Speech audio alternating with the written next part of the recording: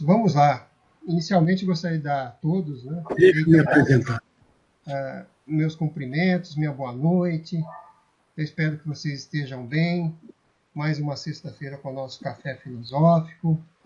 Dessa vez nós vamos iniciar uma jornada com alunos e ex-alunos.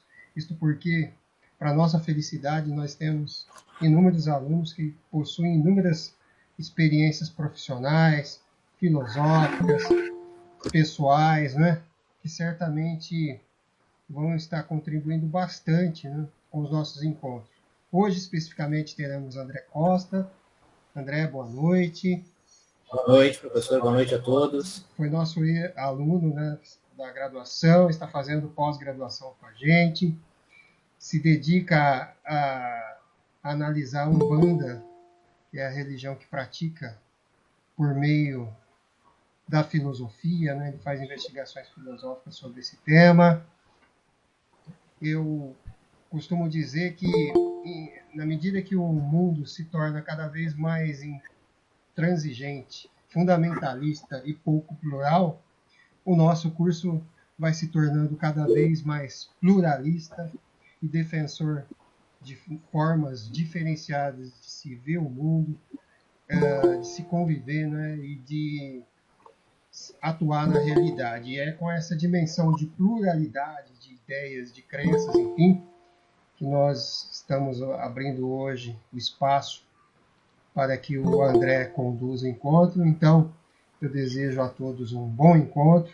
Eu estarei atuando nos bastidores para estar anotando as perguntas que forem específicas para o André, e aquelas que não forem, tiverem um caráter mais institucional, enfim, de assuntos outros, eu vou tentar resolver e responder imediatamente. Então, desejo a todos um bom encontro. André, o espaço é seu, muito bom tê-lo conosco. Seja bem-vindo. Muito obrigado. Eu já começo agradecendo aqui do fundo do coração ao Claretiano, Centro Universitário, né? Instituição onde eu tive a minha formação filosófica. Estou concluindo agora, esse ano, a pós-graduação no aconselhamento filosófico. Fiz o bacharelado em filosofia, concluído ano passado. E agradecer especialmente ao professor Edson Nardi, ao professor Luiz Geraldo da Silva, ao professor Paulo Rogério, que são os professores mais próximos aí, com o qual a gente está sempre trocando, né, no dia a dia, no nosso dia a dia filosófico. Então, assim, agradecer de coração por essa oportunidade de estar vindo aqui falar acerca da Umbanda religião, a Umbanda um tanto quanto filosófica, a Umbanda enquanto movimento, né, a Umbanda brasileira. Então, eu peço licença ao professor Edson, a todos, e agradeço a Deus por estar aqui, né, por poder estar aqui, por ter voz para poder falar, por ter braços para me movimentar. Agradeço a todos os sagrados orixás, ao meu pai Obaluai da Areia, ao meu pai Xangô, ao pai Oxalá, às nossas mães Oxum e Iemanjá, ao senhor Orixá Exu, senhor do vazio, ao senhor Orixá Pombagira, aos nossos mestres e mentores da Umbanda, porque se não fosse o apoio espiritual, divino e espiritual que nós temos, eu não conseguiria estar aqui. Né? Então, assim, para a gente começar a abordagem, eu queria dar aqui uma espécie de um esqueleto, né, de como eu vou conduzir a minha fala. Eu vou falar inicialmente de aspectos sociológicos e antropológicos da Umbanda, né? Ou melhor dizendo, de como a Umbanda foi analisada já dentro de estudos, né, das ciências sociais, tanto especialmente sociologia e antropologia, que é até pela ordem mais antropologia do que a sociologia. Aqui no Brasil já estudou assim, consideravelmente a Umbanda. Vou passar pelo aspecto teológico rapidamente, vou dar algumas pinceladas no aspecto teológico da Umbanda e vou afunilar para um aspecto filosófico que existe sim dentro da Umbanda, metafísico e até de antropologia filosófica, eu diria. A Umbanda ela foi fundada em 15 de novembro de 1908, aqui pertinho, estou aqui no Rio de Janeiro, na zona norte do Rio de Janeiro, em Niterói, pelo primeiro sacerdote umbandista, genuinamente umbandista, que é o nosso pai Zélio Fernandino de Moraes. E numa sessão de mesa de um centro espírita, recebeu a manifestação do senhor Caboclo das Sete Encruzilhadas, e manifestou que ali estava nascendo uma nova religião, né, que se chamaria Umbanda, e que teria como base a prática do espírito para a caridade. É importantíssimo, porque nos nossos estudos dentro da Umbanda, sempre isso é martelado. Nosso fundador, o Caboclo das Sete Encruzilhadas, grifou a Umbanda como a prática do espírito para a caridade. Isso é muito importante. Isso aí tem que ser aquela faixinha que um umbandista carrega na testa, né? Sou umbandista, pratico isso, né? A Umbanda é a prática do espírito para a caridade. Isso é importante que seja colocado. Então, essa foi a fundação da Umbanda, né? Em novembro de 1908, ela está fazendo 112 anos agora, em pouco menos de 2 meses. Uma religião brasileira, e eu vou começar justamente sobre esse aspecto, que existem confusões, né, com relação a... Muitas pessoas perguntam, e realmente as pessoas que estão fora, elas não têm por que ter uma noção mais apurada, né, acerca de como é a Umbanda, como funciona. A diferença da Umbanda para o Candomblé. A Umbanda cultua os sagrados orixás, as divindades da natureza, e o Candomblé também cultua. Assim como a Igreja Católica, né, ela tem como seu Messias, como sua divindade maior, Jesus Cristo, e as protestantes também. Mas isso não quer dizer que elas sejam idênticas. Até porque, se fossem idênticas, uma não precisaria existir. Né?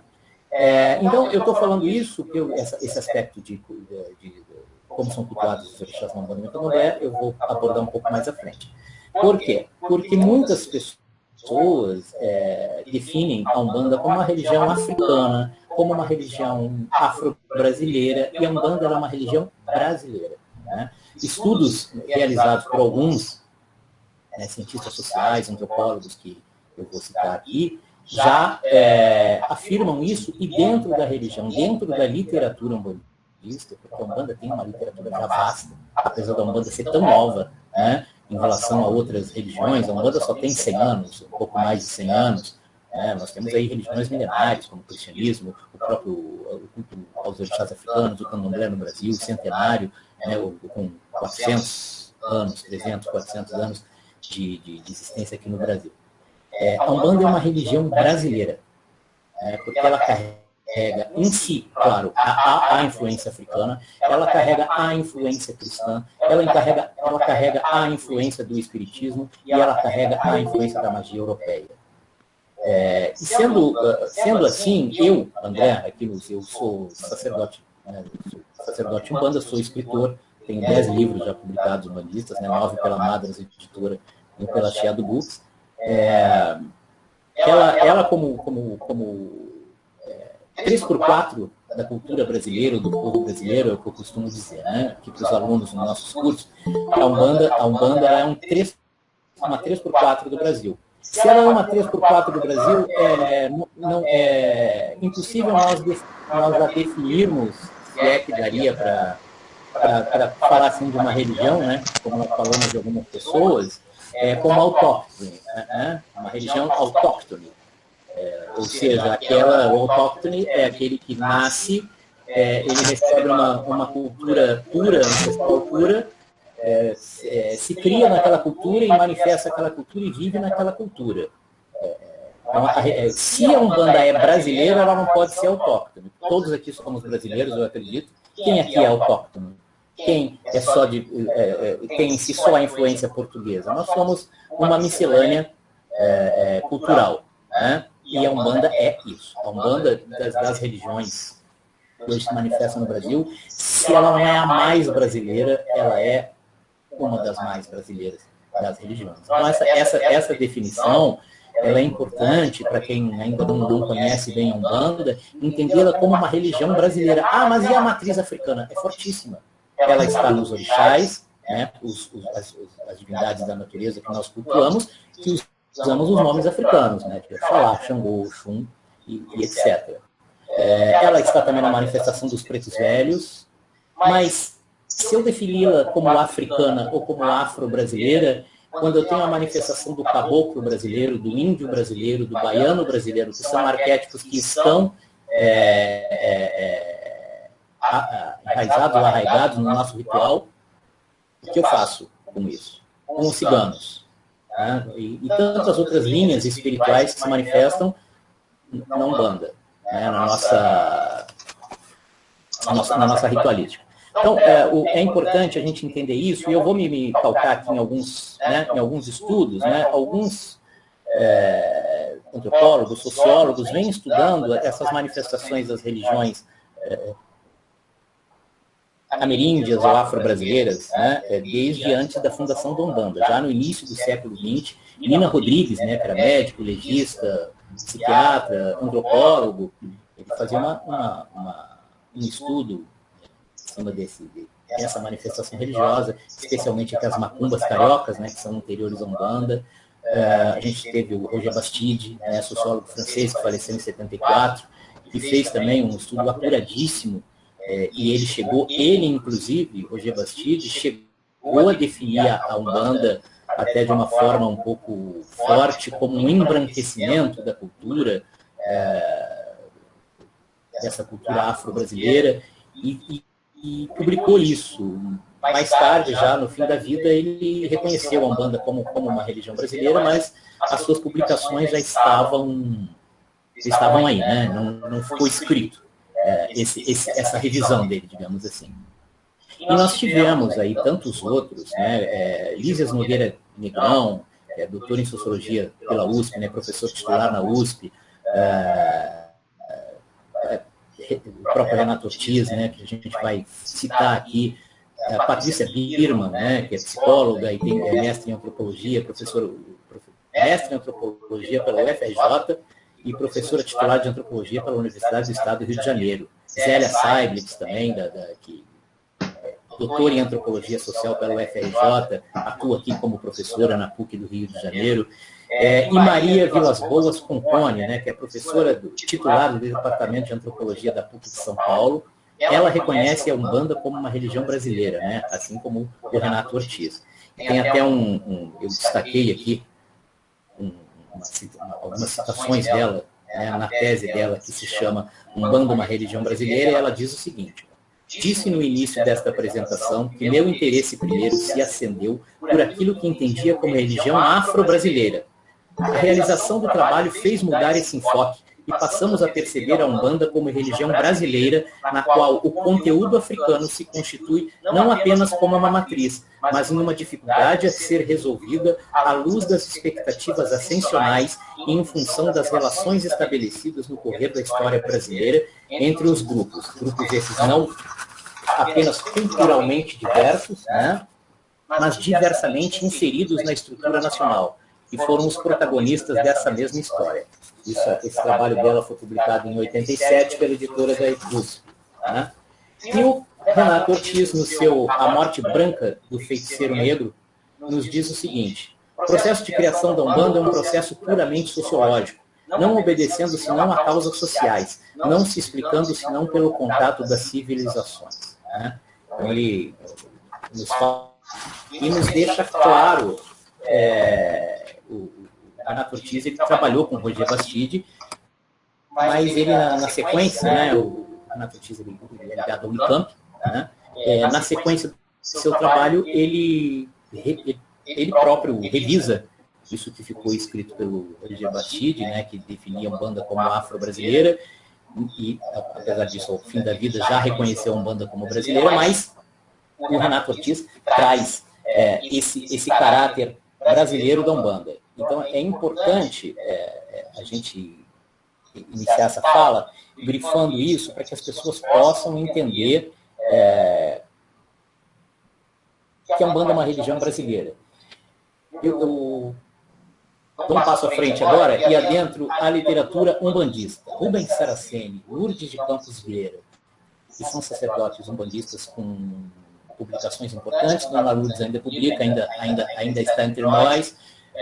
O mestre Rubens Saraceni faleceu em 2015, mas deixou um legado de aproximadamente 60 publicações, né, contribuindo para a Umbanda. A gente vai até hoje falar cerca de uma ou duas delas. Né? Já classificam a Umbanda como uma religião brasileira. E até voltando a essa citação da Concone, quando ela explica essa dificuldade do afro-indígena etc., o estudo acadêmico ele sente uma dificuldade, porque como estudo acadêmico ele está observando cientificamente. Mas quem tem um convívio dentro da religião entende essa manifestação, toda essa manifestação do Umbanda, boiadeiro, baiano, preto velho, caboclo, preta velha, cabocla, boiadeira, baiana, marinheiro. Como assim tudo isso? Isso parece um grande fetiche, né, aos olhos do leigo.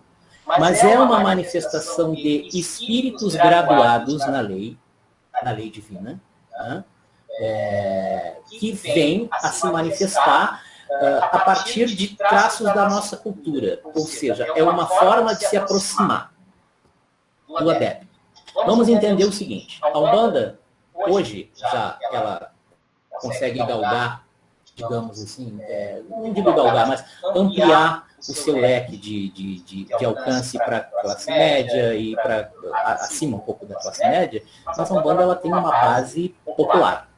A Umbanda ela teve sua primeira manifestação no Centro Espírita, em 15 de novembro de 1908, né, o seu anúncio com a manifestação do Caboclo das Sete Encruzilhadas. Em seguida, o Pai Zélio recebeu um preto velho chamado Pai Antônio. E no dia 16, já na casa dele, foi o primeiro trabalho espiritual de Umbanda, 16 de novembro de 1908, onde a Umbanda ali começava a manifestar, sim, a prática do espírito para a caridade, mas com a sua raiz popular. A Umbanda veio a partir do povo. Então,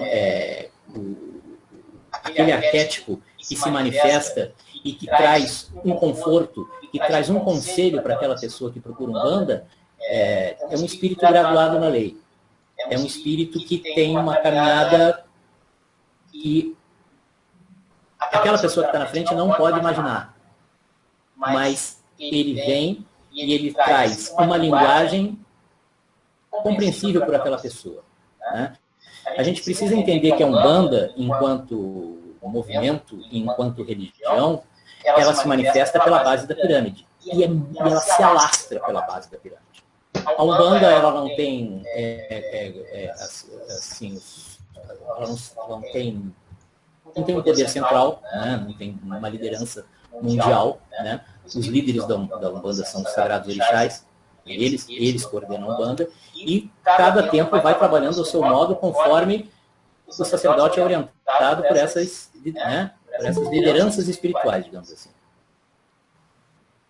A Umbanda não tem canais de televisão, a Umbanda não tem escolas, né, apesar de os templos serem escolas e o Rubens Saraceni ter trazido há pouco mais de 2 décadas para dentro da Umbanda essa cultura do templo-escola, mas é um templo-escola para estudar a própria Umbanda.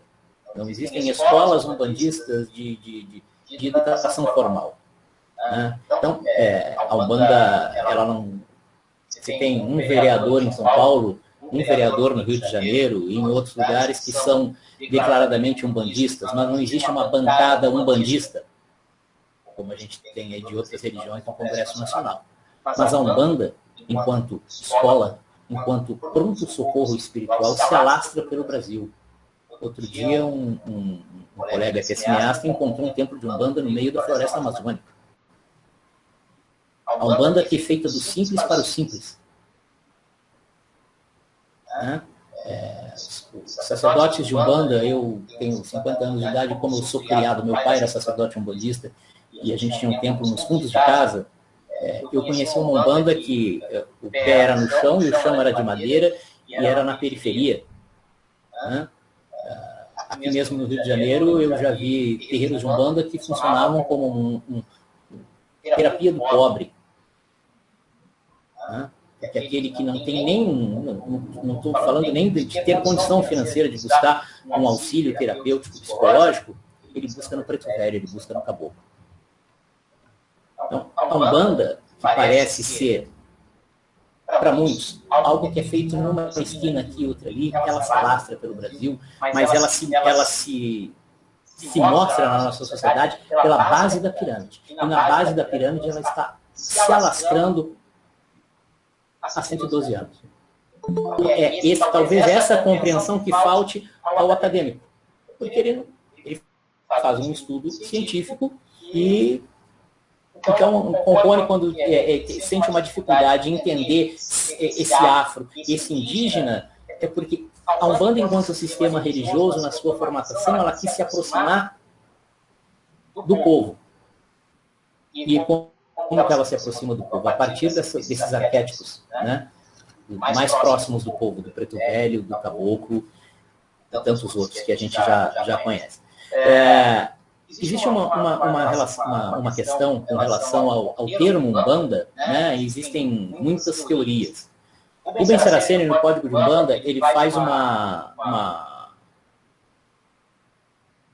trabalho, né? Foi feito pesquisa, e ele descobriu que na África, né, existia, em algumas culturas africanas, um termo Mbanda, M''Banda, né, que era uma espécie de sacerdote mago africano responsável por todos os aspectos religiosos da sua aldeia, né, cuidava do templo, era responsável pelos fundamentos, formava magos, atendia os obsediados, anulava magias negativas, curava doentes, né, a medicina precária, né, trabalhava com as ervas, realizava batizados, atos fúnebres, casamentos, orientava as pessoas que o procuravam, né, religiosamente, e tinha acesso, né, aos senhores regentes da natureza, que nós chamamos aqui de orixás, né, dominando os processos mágicos concedidos pelos orixás em benefício daquela comunidade.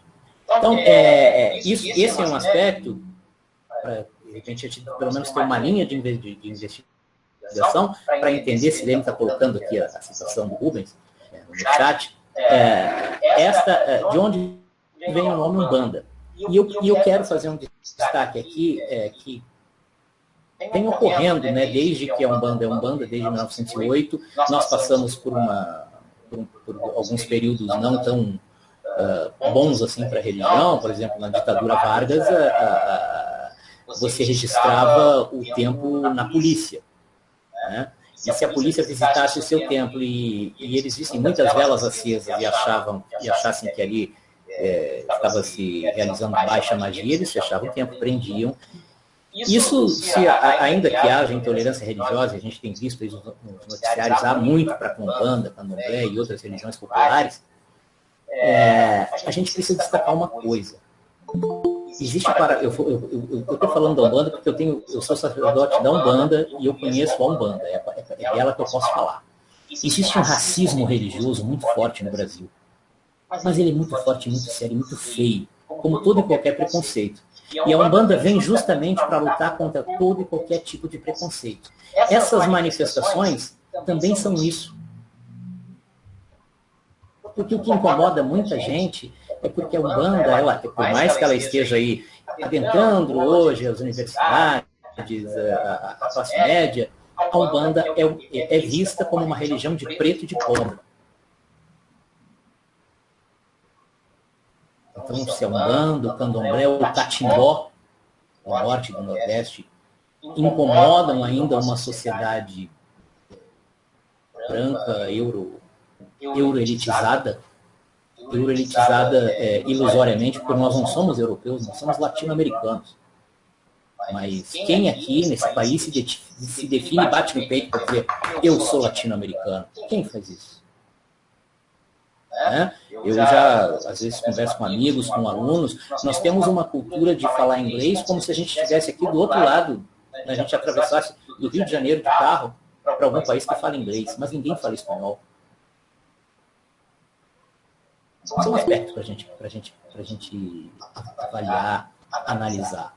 Eu só conheci 2 aeroportos em capitais brasileiras em que existem os anúncios em português e em inglês. Só em Florianópolis e Manaus eu vi os anúncios em espanhol também, porque todos os outros fazem os anúncios em inglês e nós não olhamos para o nosso lado. Mas não olhamos para nós mesmos, porque nós nos sentimos europeus. E não está aqui alguém fazendo um discurso xenófobo, porque longe disso. Eu acho que a gente tem que ser aberto e universalista. Afinal, a Umbanda é uma religião universal e universalista, né? Eu tenho 10 livros publicados, e não sei se vocês estão vendo aí, esse livro aqui, foi meu nono livro, publicado em 2017. Umbanda é uma escola evolutiva, publicado pela Madras. Ele busca trazer essa conscientização, né, da Umbanda como uma escola evolutiva, filosófica, social, religiosa, e que pode servir como uma maquete para uma sociedade brasileira melhor.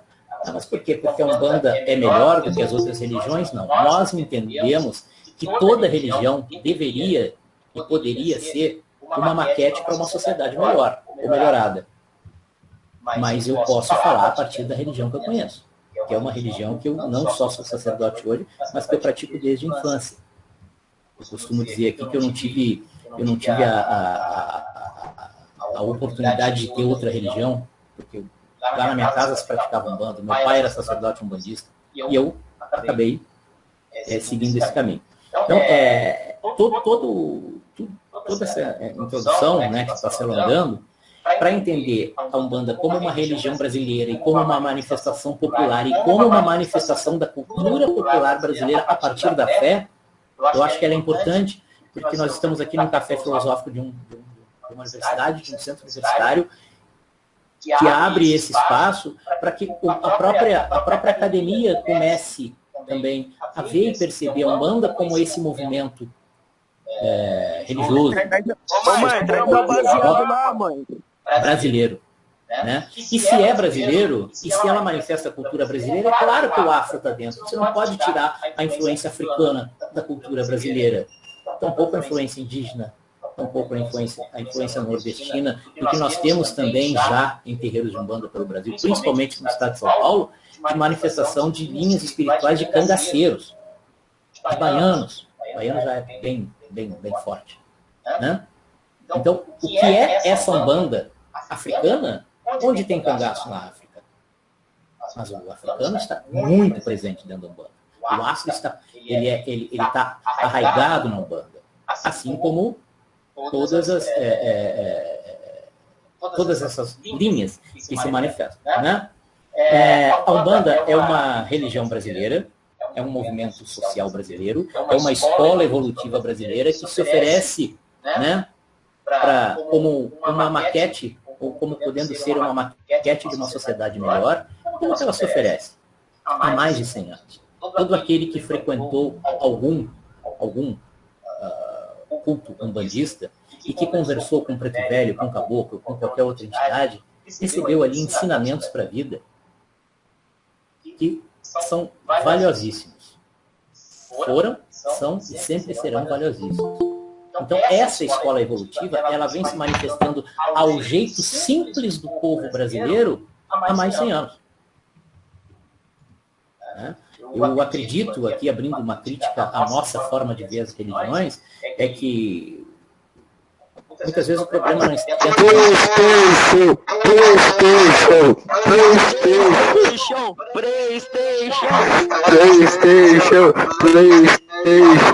PlayStation. Deixa ele terminar, eu continuo. Bom, qualquer religião, ela traz uma mensagem divina. Ela traz uma mensagem de fé. E a questão estará sempre na forma na abordagem ou na forma que o adepto fiel vê. Olha, vamos respeitar o nosso colega que está palestrando para nós. Eu acho que devemos respeitar o nosso colega. Está dispondo o tempo dele para nos trazer uma coisa que, às vezes, nós não sabemos. Vamos lá. Só um momento, André. Não. Pois não. No mundo de intolerantes, medíocres e fanáticos, é esperado que apareça alguma na tentativa de prejudicar o encontro, mas estamos acima deles. Para cada tentativa, lerei a página de um livro e isso vai me animar mais e mais. Então, ficaremos atentos, meu caro. Sigamos em frente.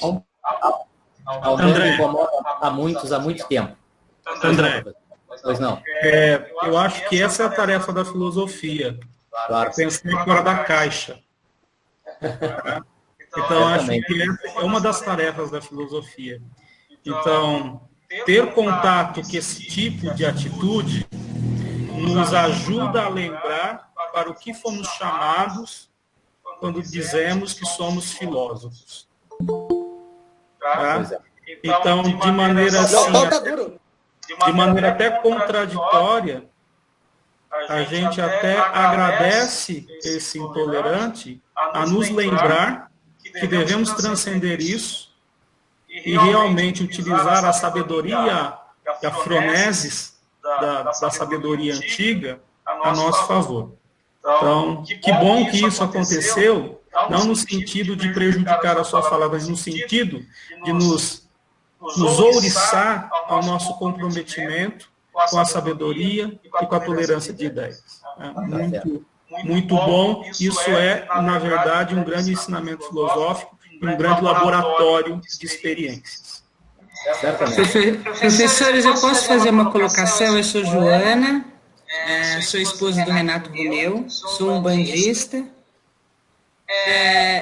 Era mais do que esperado também que acontecesse isso no movimento de Umbanda, né, André? Exatamente. Porque é isso que a gente muitas vezes encontra. Na sociedade, contra Umbanda. Na sociedade, E é isso que foi muito vivo, foi muito claro, para que a gente não possa também estar aqui só falando do lado bacana, do lado lindo e humano da nossa religião, porque a gente vive em sociedade e a sociedade se mostra como... Ainda não teve a oportunidade da pessoa mostrar quem ela é para estar aí, né, André? Mas é isso que a gente passa dentro da nossa Umbanda, gente. Essa é a nossa realidade. Mas nem por isso a gente deixa de erguer a cabeça. Vamos em frente. Oi, é só a Luísa falando rápido também. Não é só dentro da Umbanda, né? Infelizmente, a intolerância está em todo lugar. Em todas as religiões. Está terrível, né, ultimamente. A questão aqui na Igreja Católica também, a questão do... Tá foda pra caralho, é culpa desse evangélico, filha da puta, que fica falando merda nessa porra. Tô ficando puto nesse caralho já. Porra, não posso ficar vestido de branco, filha da puta, começa a me xingar. Nossa, então, vambora. Bora nessa, André. Vamos nessa. Vamos lá.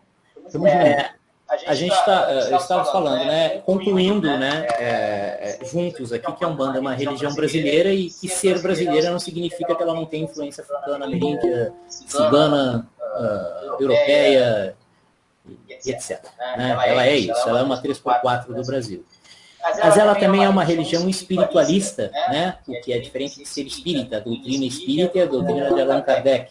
Mas espiritualista porque ela lida, trabalha, né? E ela existe uma relação, digamos assim, entre aspas, ou não entre aspas, direta com a manifestação espiritual. Por isso ela é espiritualística. Magística, porque carrega em si a magia no presente, né? E uma religião natural. Mas uma religião natural no aspecto de que, ou no sentido de que se manifesta a partir do culto às divindades da natureza, sim. Mas é preciso falar que se cultua também dentro da Umbanda a natureza íntima. E então eu, André, e a árvore, a amendoeira que tem aqui na frente da minha casa, da minha escola, ela... Eu sou macumbeiro!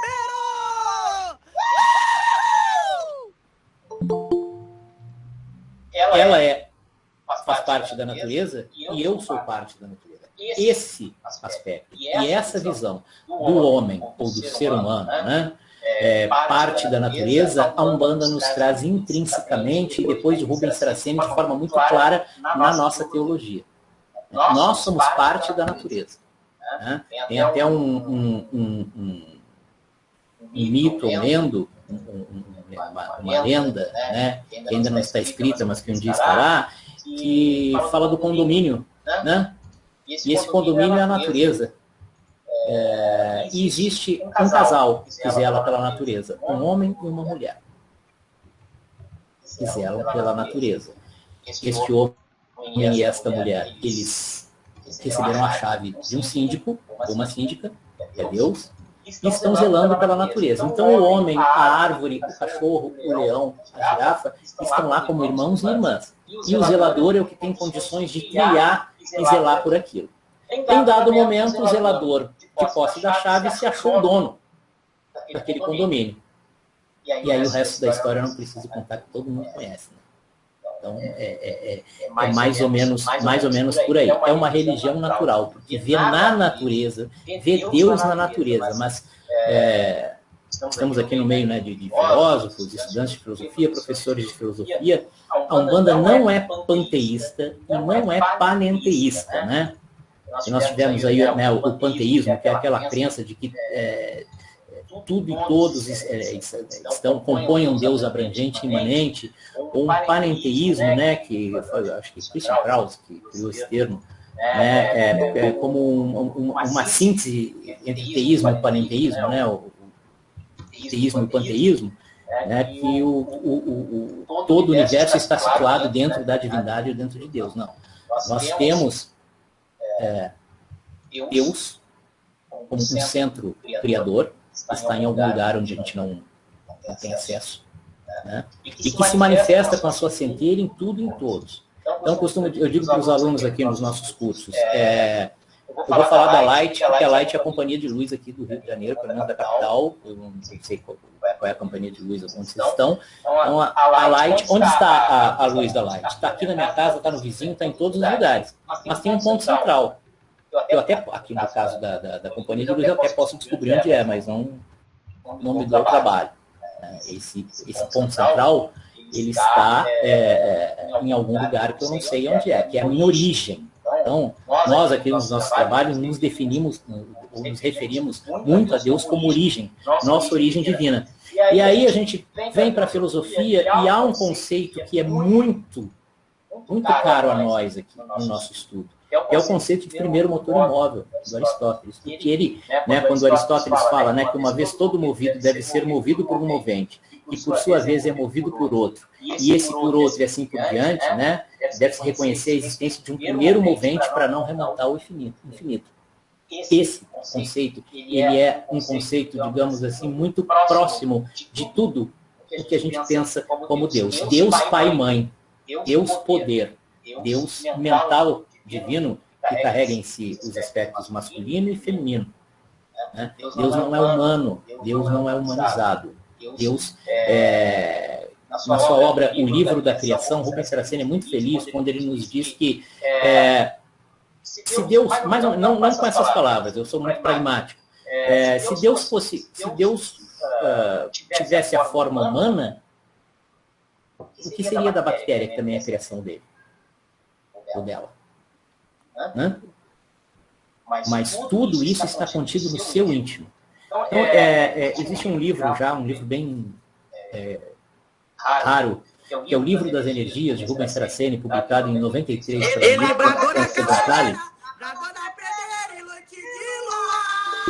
Pai Xangô te abençoe, meu filho. Pai Xangô te abençoe. Caô, meu pai. Caô, meu filho. Se eu fosse você, eu me comportava. Porque o Pai Xangô está te olhando. Rubens Saraceni, quando define Deus, ele diz o seguinte: a energia divina é original e anterior a tudo. Ela se espalha por todo o universo, imantando a tudo e a todos. Um átomo contém essa energia, uma pessoa também a contém. Todas as galáxias são inundadas por essa mesma energia. Nada limita a sua ação, pois tudo que existe foi criado a partir dela. A energia divina é fonte de tudo que está contido no universo. Quando dizemos que o universo é o corpo divino, é porque assim o é. Nada existe sem Deus, e tudo que existe está contido nele. Se observarmos longínquas galáxias, entenderemos o sentido do infinito ser divino. Umas são espiraladas, outras são aglomerados, etc. Mas todas têm algo em comum. Contêm estrelas, sóis, planetas, satélites, poeira cósmica, etc, etc, etc. No universo mudam as aparências, mas a essência é sempre a mesma. Isso se deve ao fato de haver apenas uma origem. Tudo existe em função da energia divina, que a tudo origina, vivifica e sustenta. Ela é sutil, poderosa, é geradora incessante de novos mundos. É sustentadora de tudo que sempre existiu e jamais deixará de existir. Ela sustenta a harmonia do universo, assim como da menor de suas partículas. Isso é Deus com Umbanda. Né? E tudo advém dessa origem. Então, assim, eu vou falar rapidamente acerca da teologia, porque eu quero concluir essa fala nos aspectos filosóficos da Umbanda, ou da teologia umbandista. sempre se fala, né, aqueles que têm um convívio um pouco mais próximo com a Umbanda, das 7 linhas de Umbanda. O que são as 7 linhas de Umbanda? As 7 linhas de Umbanda se manifestam em 7 sentidos da vida, que a partir dessa origem, definida como um poder original por Rubens Saraceni, né, são 7 mentais divinos que manifestam 7 aspectos de Deus para o nosso planeta. Esses 7 aspectos são a fé, o amor, o conhecimento, a justiça, a lei, a evolução e a geração. Então, são 7 predicados divinos que se manifestam por hierarquias. Então, se a gente for para a filosofia e for lá em Plotino, nós pegamos essa teologia umbandista e é como se a gente esmiuçasse aquela hierarquia, aquelas hierarquias, né, do Plotino, que fala em alma do mundo, né, em almas. Essa hierarquia, imagine 7 hierarquias básicas sustentando a criação ou o planeta o tempo todo. Essa é a base da teologia umbandista que Rubens Saraceni nos trouxe e que vem com uma fundamentação. Eu hoje, né, formado em filosofia e estudando filosofia diariamente, eu posso dizer para vocês que esse autor, de praticamente 60 obras, nos deixou uma ontoteologia riquíssima, ainda pouco conhecida no meio acadêmico, mas que precisa ser explorada. Livros como Doutrina e Teologia de Umbanda Sagrada, Gênese Divina de Umbanda Sagrada, Código de Umbanda, são tratados que trazem um conhecimento ainda, pelo menos aqui no Ocidente, e vindo por uma religião pouco conhecida, né? Então, entendendo a Umbanda a partir desses aspectos, né, que eu citei, uma religião brasileira, uma religião natural, uma religião espiritualista, uma religião magística, e na nossa sociedade há um preconceito muito forte com magia, com o termo magia, mas a magia, eu vou tentar sintetizar aqui de uma forma prática, né, e compreensível, nós entendemos magia como todo o processo de transformação. Então, quando nós citamos, às vezes, de uma forma até poética, a magia do amor, a magia do pôr do sol, no momento que há uma transformação e a transmutação, a magia. Né? A magia é esse fenômeno de transmutação e transformação de um estado para o outro. Então, quando eu tenho um elemento, como eu tenho a água aqui nessa caneca, e um médium, um guia espiritual manipula magisticamente, como que ele manipula magisticamente e, de repente, lá o preto velho jogou um pouquinho d'água na pessoa e a pessoa se sentia energeticamente carregada e ela se alivia? É porque existe aqui um princípio ativo mágico, ou seja, etérico, espiritual, que funciona e atua energeticamente, espiritualmente, no espírito da pessoa, não na matéria. Na matéria tem que correr para o... O Rubens Saraceni brincava em aula dizendo o seguinte para nós: olha, se essa magia aqui não der certo, chama o SAMU. Aí é físico. Né? Por quê? Porque ela atua energeticamente. E isso é muito presente nos trabalhos umbandistas. Né? Eu já falei aqui da Umbanda como movimento religioso, né, filosófico, sociológico, como maquete para uma sociedade ideal.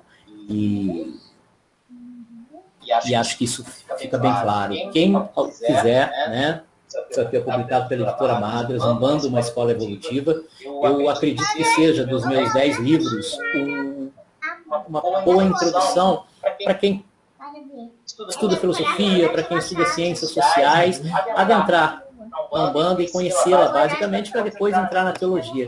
E a teologia de Umbanda, eu vou dizer para vocês que existe hoje uma gama forte de autores umbandistas, né, onde eu me incluo, eu já tenho desde 2013 aí 10 obras publicadas, a última no ano passado, e tenho ainda 7 livros guardados aqui para serem publicados futuramente. Esse livro, Umbanda, uma escola evolutiva, ele é uma boa entrada para esse universo, a partir de um entendimento. Porque nesse livro nós colocamos a Umbanda no dia a dia. Né? Você vai entender como ela funciona no seu dia a dia.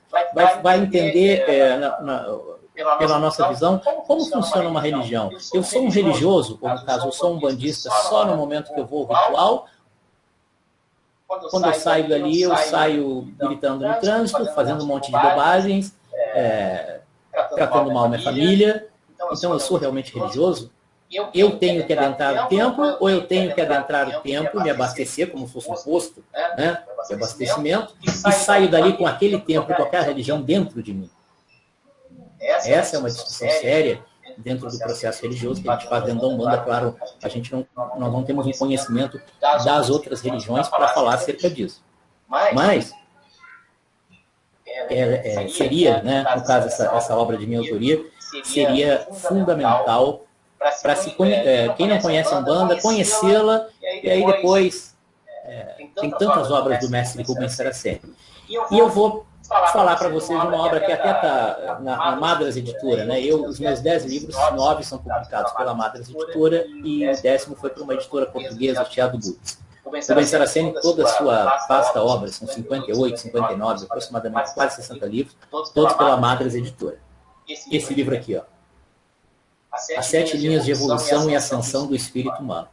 Esse livro não é um livro religioso. Ele é um livro, eu ousaria dizer, de metafísica e até de antropologia filosófica. Eu vou falar um pouco acerca dele e vocês vão me entender. O que são as 7 linhas de evolução e ascensão do espírito humano? Eu falei aqui, né, de uma forma rápida sobre as 7 linhas de Umbanda, os 7 sentidos da vida, os 7 mentais divinos que sustentam a criação.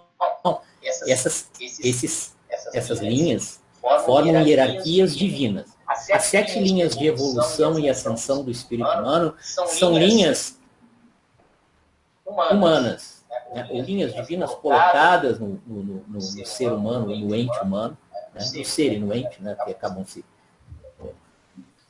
encontrando, se imbricando, e que vão se manifestar na caminhada, na nossa jornada. Precisamos entender que a Umbanda, né, eu ainda não falei, preciso falar em algum momento. A Umbanda é uma religião espiritualista e é uma religião que tem como fundamento, assim como outras, como o Espiritismo, na reencarnação. A metempsicose platônica é presente na nossa teologia e nós não conseguimos entender nada se nós não compreendermos o ciclo reencarnatório humano. Como motor, até eu diria, de um processo evolutivo do espírito. Né? Para que o espírito atinja um determinado grau, ele passa por esse estágio, eu diria, né? Que é o ciclo reencarnatório. Então, essas 7 linhas de evolução e ascensão do espírito humano, elas têm muito fortemente essa função, né, de contribuir para a evolução do espírito nesse processo, né, que a gente já via na filosofia, lá no Sócrates, né, falando acerca da metempsicose, né, que nós chamamos aqui de reencarnação ou ciclo reencarnatório. O que são as 7 linhas de evolução e ascensão? Primeiro nós temos que entender o seguinte: o que diferencia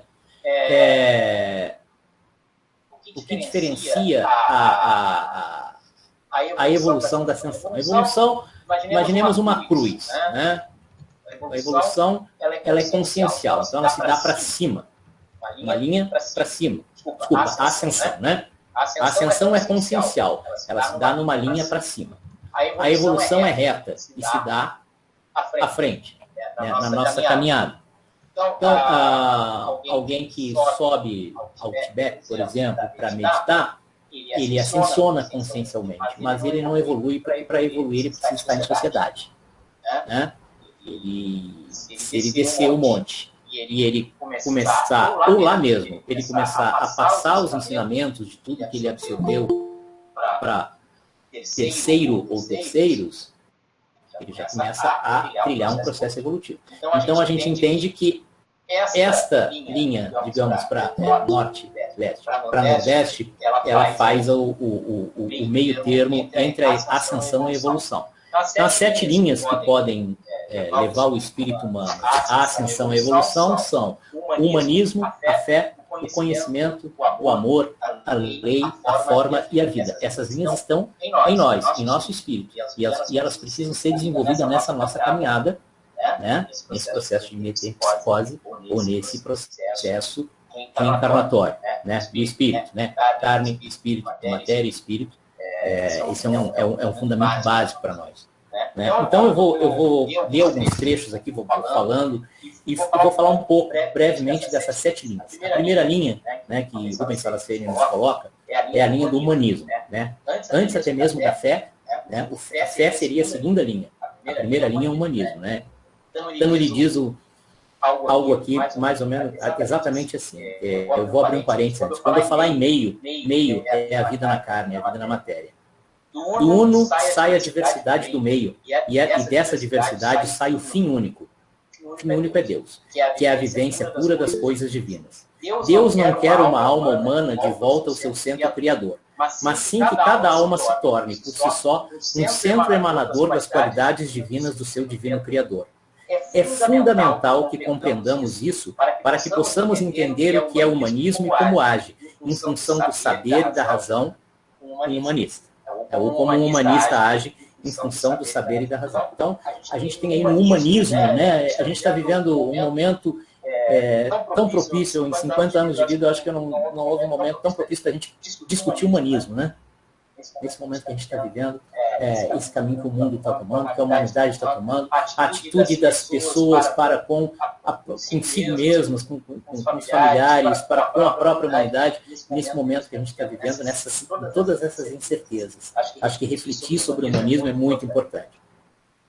A segunda linha que ele nos define é a fé, né? E nos diz: então temos na fé a força motriz que nos conduz até Deus e que mantém viva a esperança de que, se hoje os obstáculos nos parecem intransponíveis, nós os superaremos e levaremos a bom termo qualquer ação luminosa. A fé é a energia latente que lança a humanidade à frente, como um todo, pois há também a fé coletiva, que é a união de muitos seres humanos vibrando no mesmo sentido e com os mesmos objetivos. A fé, segunda linha de ascensão e evolução do espírito humano. A terceira linha é o conhecimento. Né? Sem conhecimento, nós entendemos, a gente dá o primeiro passo, o segundo passo e não consegue dar o terceiro em qualquer campo da vida. Então ele nos diz: conhecimento enquanto linha evolutiva quer dizer que o espírito humano em sua origem é inconsciente sobre o que é certo e o que é errado, já que ele traz presente no seu mental tanto positivo quanto negativo. Traz um lado luminoso e outro escuro. Enfim, ele ainda não sabe distinguir entre amor e desejo, bondade e exibicionismo, orgulho e sabedoria, etc. Como nenhum espírito encarnado foi o primeiro, e jamais será o último, quando ele inicia sua evolução no nosso planeta, já encontra outro que lhe é anterior e superior e que o conduz para uma evolução rápida e sólida nas virtudes e no abrandamento contínuo dos instintos. Assim, o conhecimento é mais uma alavanca de evolução e ascensão espiritual e material. Evolução sem responsabilidade não é possível. Somente a bondade não pode fazer toda uma tarefa divina ser levada a bom termo. A fé em Deus tão somente não nos habilita para tarefas de grande responsabilidade, pois Deus não dá nada mais a alguém do que já se tenha feito por merecer, ou se esteja capacitado a executar, e ainda assim com o risco de falhar na execução. E aí ele prossegue nessa... Eu separei mais um trecho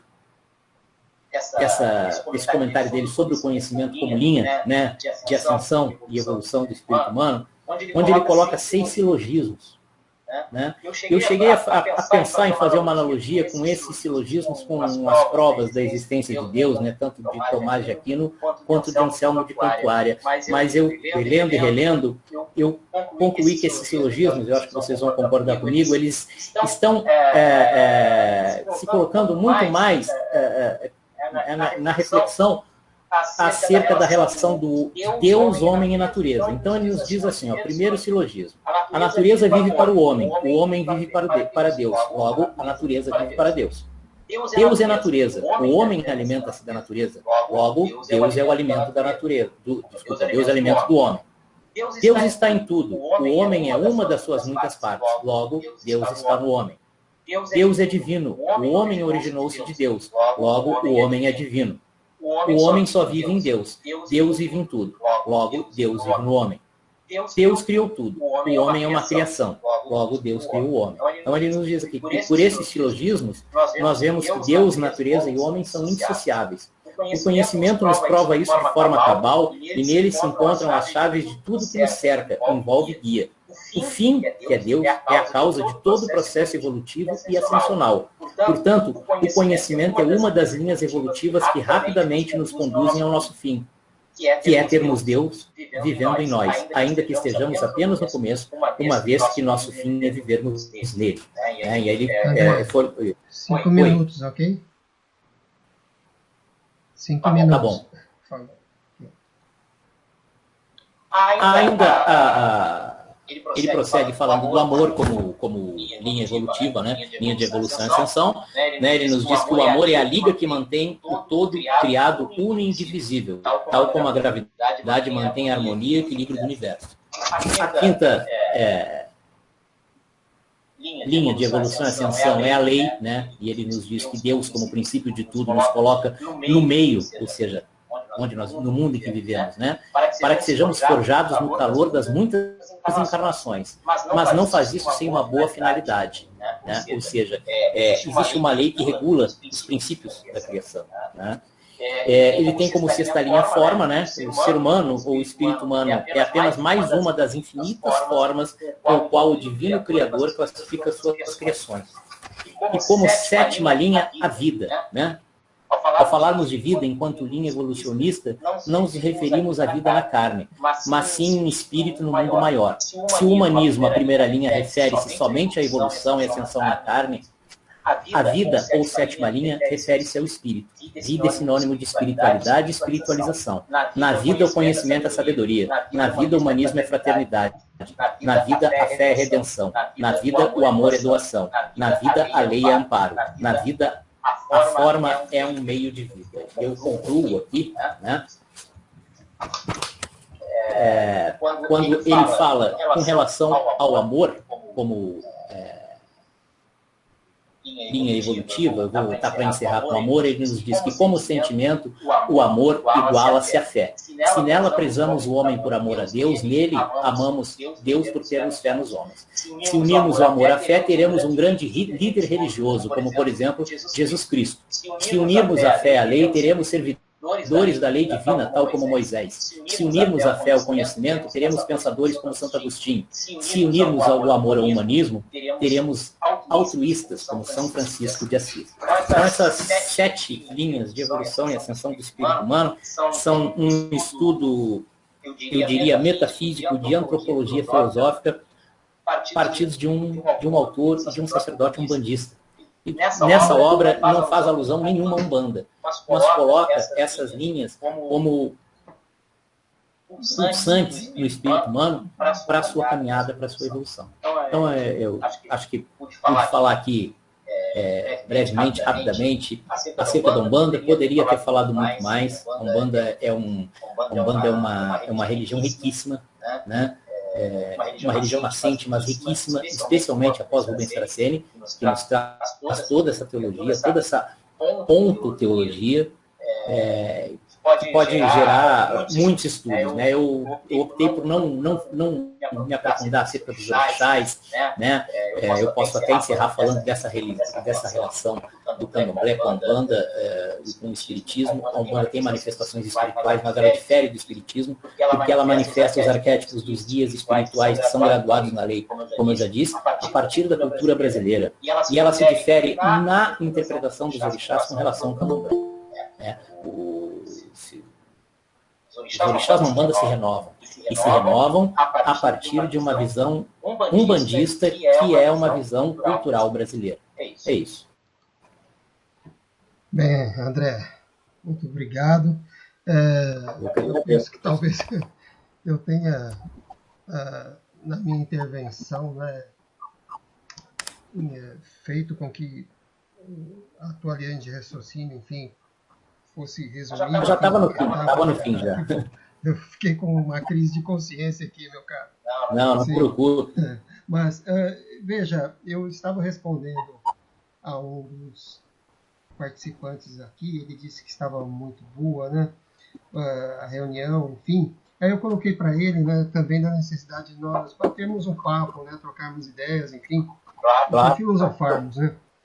E, nesse sentido, eu notei algumas perguntas, e a primeira delas, né, do irmão Pio, os espíritos, esses mesmos espíritos não são vistos no candomblé? Ou seja, as entidades presentes não são diferentes? O candomblé não trabalha com espíritos. O candomblé trabalha como o orixá como manifestação da natureza, mas existe um termo da língua iorubá que chama-se Egum. Né? Egum é o espírito, né, na língua iorubá, e ele até aqui no Brasil ele ganhou um caráter pejorativo. O Egum é um espírito mau, é um espírito trevoso, mas não, todos são Eguns, porque todos são espíritos. Então, assim, os orixás não são espíritos, eles são manifestações, no candomblé são vistos como manifestações da natureza. Nós entendemos os orixás como manifestações de predicados divinos. Então, se eu tenho o pai Oxalá, que é o orixá da fé, ele manifesta o primeiro sentido da vida, que é o sentido da fé. Se eu tenho o pai Ogum como orixá da lei, o ordenador, eu tenho ele como manifestador desse aspecto divino de Deus. Ele é Deus, é como se fossem órgãos de um mesmo corpo, né? Que só funcionam dentro do corpo. Esse corpo é Deus. Perfeito. Bem, a segunda pergunta do irmão Pio refere-se... Na verdade, era em relação à aparição, por exemplo, quando você fala dos caboclos, né? Sim. E dos índios, e de todas essas manifestações da Umbanda, você vinha falando... E Sim. aí a pergunta era em relação a isso. Tá. Então, os caboclos, os índios, os pretos velhos, então todos eles também aparecem no candomblé. Tá, então, eu vou explicar para o irmão. O candomblé na sua eu posso falar acerca do candomblé, mas que a gente acompanha, né? Na sua origem, o candomblé, ele é puro, ele só trabalha com a manifestação do orixá. Ele não trabalha com a manifestação de espírito. Hoje você já encontra candomblés que trabalham com a manifestação desses espíritos, do caboclo, do índio, do preto velho, etc. Encontra candomblés que fazem isso. Porque houve, né, decorrer principalmente do século XX, uma miscelânea, né, de uma religião com outra, e existem religiões hoje candomblés que acabam manifestando o preto velho, o caboclo, porque de repente ali no outro lado do bairro tem uma umbanda que manifesta. E aí ele passa a manifestar também. Né? Mas existe um outro aspecto que é importante na história da umbanda, e onde o Rio de Janeiro ele é protagonista, que são as macumbas cariocas. Né? Se você for pegar um livro acho que de 1902 ou 1904, de João do Rio descreve as macumbas cariocas, a Umbanda é de 1908, e ele não usa o nome Umbanda, mas toda manifestação parece um terreiro de Umbanda, porque as macumbas cariocas já traziam essa manifestação. O candomblé é mais puro não, ele trabalha com o orixá e o jogo de búzios. Então, o orixá se manifesta e todo o oráculo ele é feito pela arte divinatória do jogo de búzios. Na Umbanda, o mais correto é o oráculo ser o guia espiritual. Mas realmente, existe hoje, o meu candomblé trabalha com caboclo, preto velho, aí já são variações, né? Da religião. Mas se você pegar um candomblecista de raiz mesmo, ele vai abominar isso.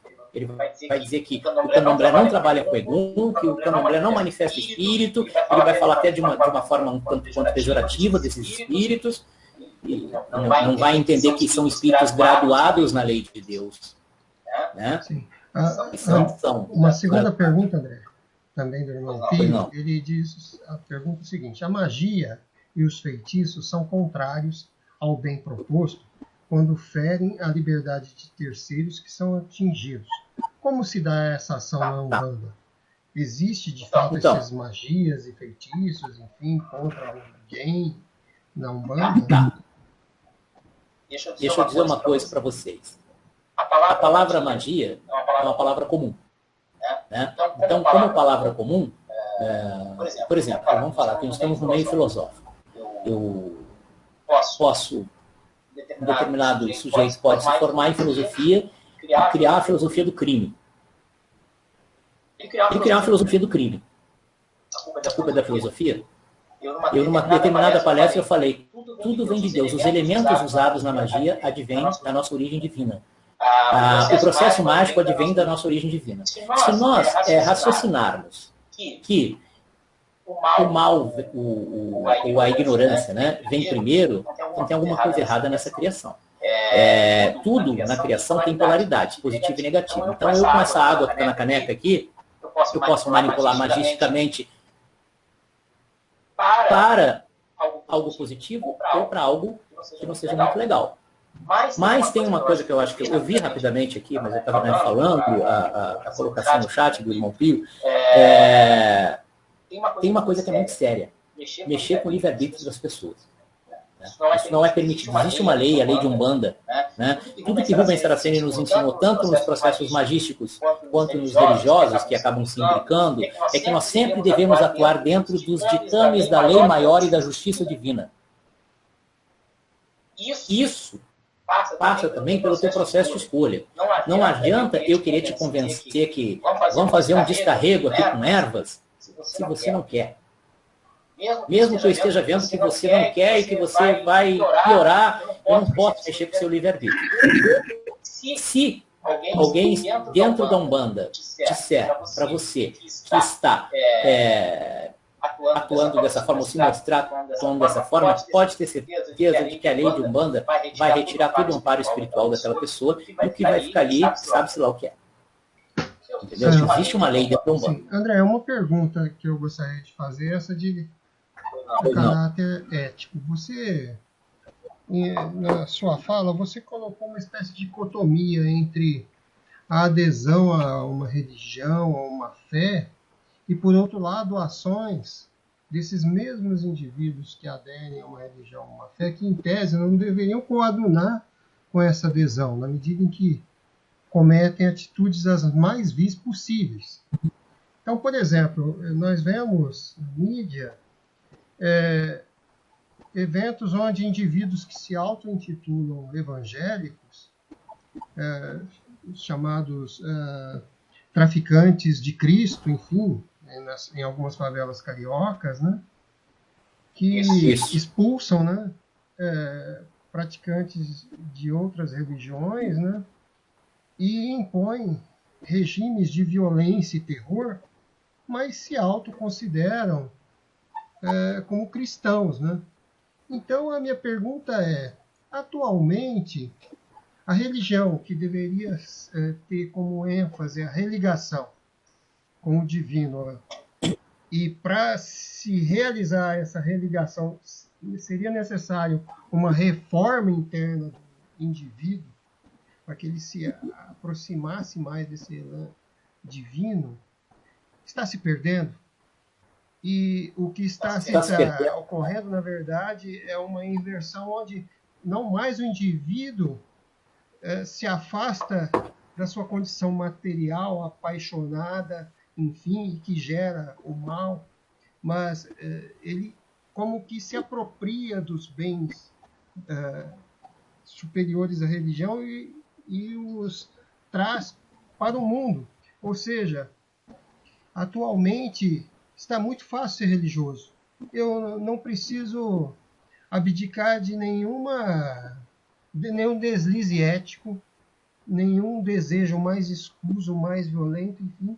Basta eu, em alguns casos, né, proclamar, entre aspas, a minha fé e, em alguns casos, fazer contribuições vultuosas em dinheiro para que eu me considere, digamos, religado a essa outra dimensão.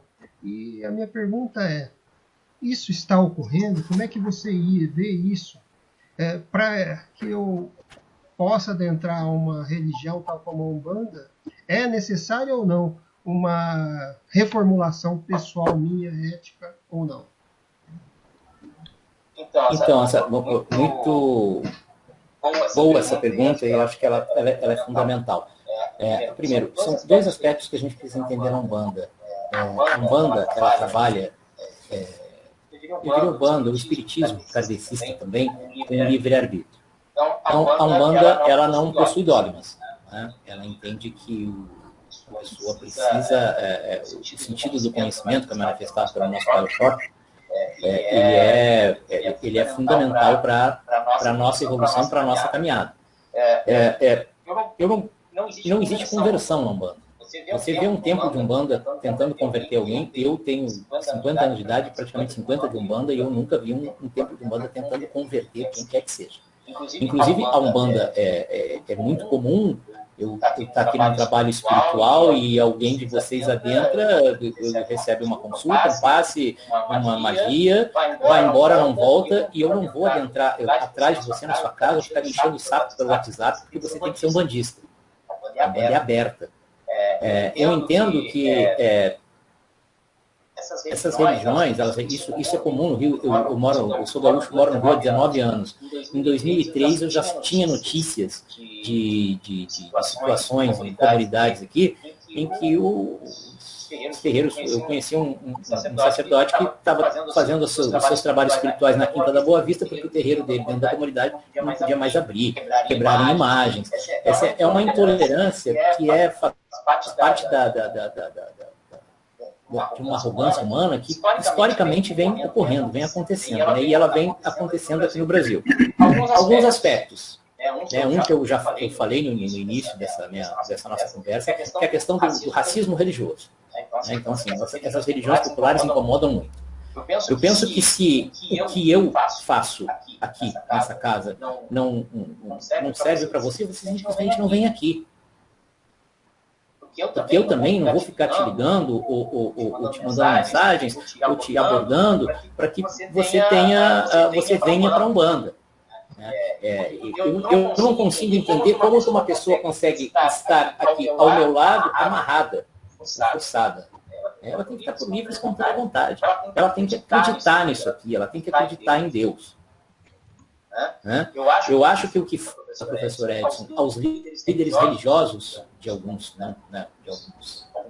denominações religiosas é essa consciência, é baixar um pouco o ego, se colocar a serviço de Deus, não importa a forma de manifestação. As religiões são diferentes porque nós somos diferentes. Nós entendemos, e esse meu livro aqui eu mostro mais uma vez, Umbanda, uma escola evolutiva, ele bate muito nessa tecla que as religiões falam para grupos afins. Se eu e o professor Paulo Rogério e o Renato Romeu nos afinizamos com determinada forma de ver Deus, Deus é o todo. Deus não se abre. Eu não tenho condições de enxergar Deus como um todo. Eu sou muito limitado, eu sou uma gota do oceano. Como que eu vou ter noção do oceano inteiro? Eu não posso entender que essa forma de ver Deus é a mesma do irmão Pio, do Júnior, do Otávio. E o fanatismo faz isso. Ele faz com que a religião fique acima de Deus. Isso é um absurdo. Eu costumo brincar aqui com os alunos nos nossos cursos, que é como o cara que compra um sapato e depois ele quer pegar a caixa, que é onde veio o sapato, e enfiar dentro do sapato. Não tem como. Não tem como uma religião ser maior que Deus. É um absurdo. Mas eles fazem isso. O fanático, ele esquece de Deus e coloca a religião acima. Mas o fanático no campo do conhecimento, o fanático na filosofia, a gente fala do fanatismo na religião, mas o fanatismo está presente em tudo. E esses líderes religiosos que deveriam ser os direcionadores disso, eles acabam estimulando, e aí a coisa se perde. André, licença, tudo bem? Oi, boa noite. Eu entrei meio que no meio da discussão, eu só vi da metade para o final só, e as perguntas. Mas assim, a gente passou por uma pergunta ali breve sobre esse lance da ética da Umbanda, né? E eu gostaria de fazer mais algumas perguntas nesse sentido, né? Porque, por exemplo, assim, eu conheço meio que por cima um pouquinho, já frequentei o terreiro para conhecer, e assim, eu me aproximei muito da gira de esquerda, na verdade, né? Sim. E assim, isso. Para os leigos entenderem, Exu e Pombagira. Laroie. Que não são demônios. São demônios, que não são demônios. Mas assim, eu fiquei pensando muito nisso. São polícia de choque. Porque assim, existe a Quimbanda. Existe a possibilidade de fazer essa magia com uma intenção, que nem você falou, a lei da Umbanda regula aí, que não se interfira no livre-arbítrio dos outros, né? Mas, assim, tipo, ainda assim existe, tipo, o dia, né, da vida da esquerda de se fazer trabalhos que às vezes tem interesses, tipo, sei lá, de outra natureza, tipo, roubar marido, existe na Umbanda, né? Mas, assim, como que você... Eu queria entender mais sobre essa questão da esquerda, porque ela é meio que ambígua moralmente, vamos dizer assim, ou eticamente. Ambíguo moralmente é o ser humano encarnado. Esse aqui é ambíguo moralmente. Esse aqui não vale muito o que come, não. Não, mas assim, você pode ilustrar um pouco Desculpa, professor, mas quem não vale muita coisa é o ser humano. Eu concordo com o senhor, inclusive. Mas é que assim, tipo, eu queria saber mais sobre essa dúvida moral, vamos lá, da Umbanda. Então, eu vou falar uma coisa aqui, como a gente está no café filosófico, eu vou recorrer a um dos meus favoritos, que é o mestre Aristóteles. Né? Tem a virtude e tem o vício. Né? Você acha que uma religião tem que levar para onde? Para a virtude. A filosofia tem que levar para a virtude. A religião, seja ela qual for, tem que levar para a virtude. Se levar para o vício, claro, eu posso escrever aqui Ordem Mágica Caminhos da Evolução, que é o nome da minha instituição. Né? E aqui o nosso dirigente é o senhor Obaloé da Lei e o senhor Xangô da Calunga. São os nossos orixás que dirigem a casa. Então eu posso botar o nome deles ali na porta. E aí você vem aqui e diz que quer mandar matar alguém. Se esses orixás ou esses manifestadores de poderes de Deus são realmente manifestadores de poderes de Deus, eles vão embora e eu vou ficar aqui fazendo o que eu estou fazendo. E aí eu estou plantando. Estou plantando as sementes. Quem vai colher? Por que você acha que muitas vezes alguns templos de Umbanda fecham assim do nada? Você acha que a lei divina não está vendo? A esquerda é o seguinte, e aí a gente vai voltar para o vício. Como nós somos uma religião, não é a primeira, nem vai ser a última na história da humanidade que trabalha com incorporação de espíritos, isso aí vem de muito longe, vamos entender que essa manifestação, ela é maravilhosa, mas ela é um tanto quanto delicada. Por quê? Porque tem um intermediário no meio. E esse intermediário no meio, ele tem livre-arbítrio. Esse intermediário que é o ser humano encarnado, que ali está. Né? A esquerda, o que você chama de esquerda, trabalha numa polaridade negativa da criação. Negativo não é mal. Porque a gente questiona muito essa questão de bem e mal. A gente prefere falar em equilíbrio e desequilíbrio. Positivo como irradiador e negativo como absorvedor. Como o polo negativo como a lixeira do seu condomínio. Ela é necessária, senão o seu apartamento, a sua casa, tem que descarregar ali. Então, esses espíritos que trabalham na polaridade negativa, ou nas faixas mais escuras, para ser bem mais claro, nas faixas mais escuras, para ser bem mais claro, é bom, né? Eles são graduados na lei. Eles são polícia de choque. Né? Nós entendemos que a polícia é necessária na nossa sociedade. Né? Os médicos são fundamentais, os professores são fundamentais, mas os policiais também são. Agora, a polícia se corrompe. Assim, se ela se corrompe, ela vai, o agente que se corrompe vai colher por isso. Então, o que a esquerda está fazendo, ela está trabalhando numa polaridade negativa. Né? Espíritos, né? Nós pegamos aí a filosofia e falamos em faixas negativas da criação, em realidades espirituais negativas ou em Hades. Né? Esses espíritos que são graduados na lei de Deus, que são polícia de choque, para a gente entender bem, eles são fundamentais no resgate desses espíritos caídos, desses espíritos consciencialmente viciados. Eu pergunto, só para concluir. Você pode, tipo assim, explicar melhor o que você quer dizer com polícia de choque? Tipo assim, em matéria de espíritos. Existem espíritos que estão à margem da sociedade, do mundo espiritual. Nós não temos espíritos que estão à margem da sociedade material, né? Eles recebem o tratamento sem exageros, mas eles têm que ser colocados, né, separado da sociedade. Existem na criação faixas espirituais reservadas a esses espíritos para que eles esgotem os seus vícios. Né? Porque um espírito viciado numa faixa espiritual positiva, é uma maçã podre que vai apodrecer as outras maçãs. Então ele precisa esgotar isso. E devem existir, vou mudar o termo, para agente penitenciário. O agente penitenciário tem que ter ele tem que realizar um trabalho dentro daquele ambiente, vamos dizer assim, mais truculento. A linguagem dele, a forma dele tem que ser truculenta. Dentre ele ser um pouco mais truculento e matar alguém lá dentro, aí tem uma diferença, ele fugiu da lei. Então, todo espírito de esquerda, como você fala, que se manifesta nesses trabalhos espirituais que são voltados para a polaridade ativa, ele tem que atuar dentro da lei. Se não estiver atuando, ele perde a graduação dele. E se aquele médium estiver ele tomando a frente, ele vai responder por isso. Responder no sentido não de punição, de plantação de semente. A minha colheita, se eu plantar uma semente positiva, eu não vou colher positivamente? É natural, é processo natural.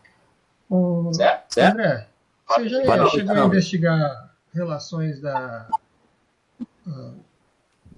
dessa metempsicose, enfim, reencarnações, tal como está presente na Umbanda, como, por exemplo, concepções hindus do karma, enfim, essa dimensão de você passar por ciclos, né, de reencarnação para autoaprimoramento espiritual, para chegar até o nirvana, né, enfim.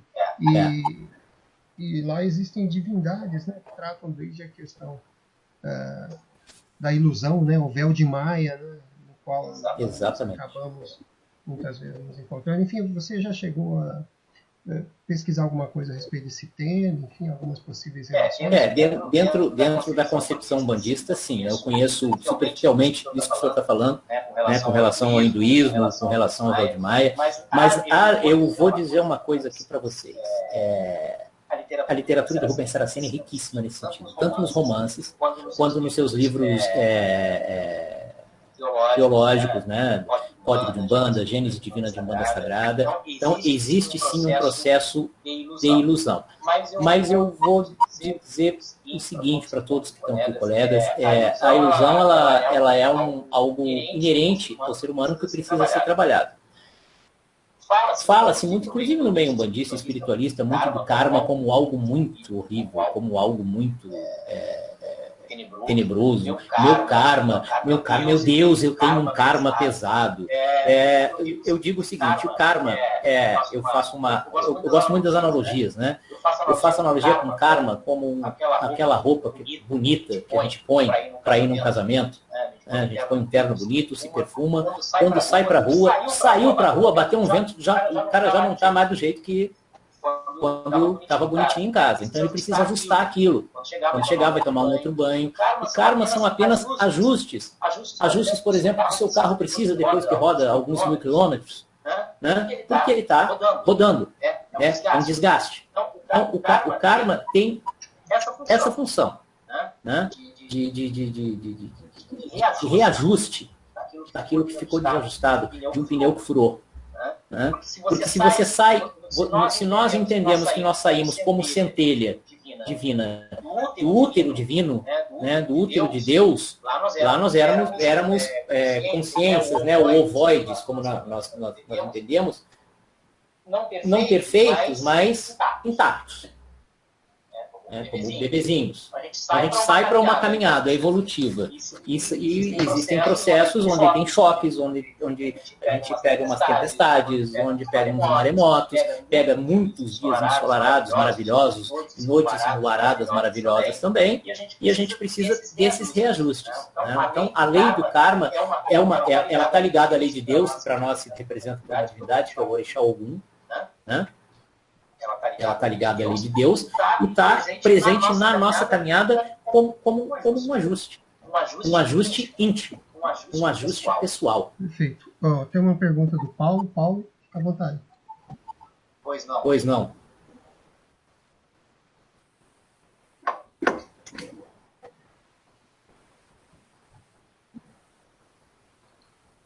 Paulo Rogério, a palavra é sua.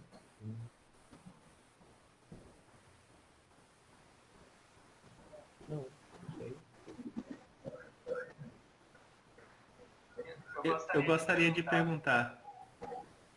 Pois não.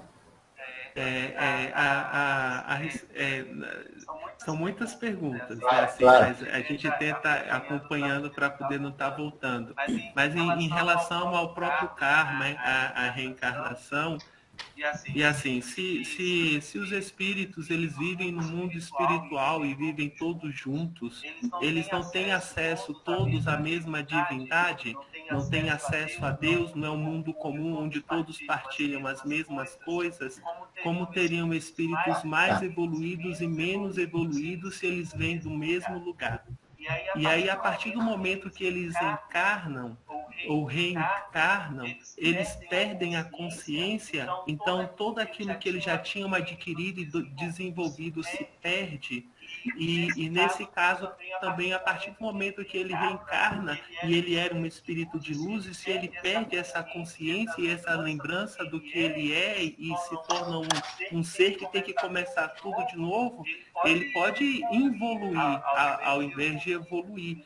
Então pode sim, no processo pode haver desacelerações e até regressões. Como que se dá tudo isso? Então, muito boa pergunta.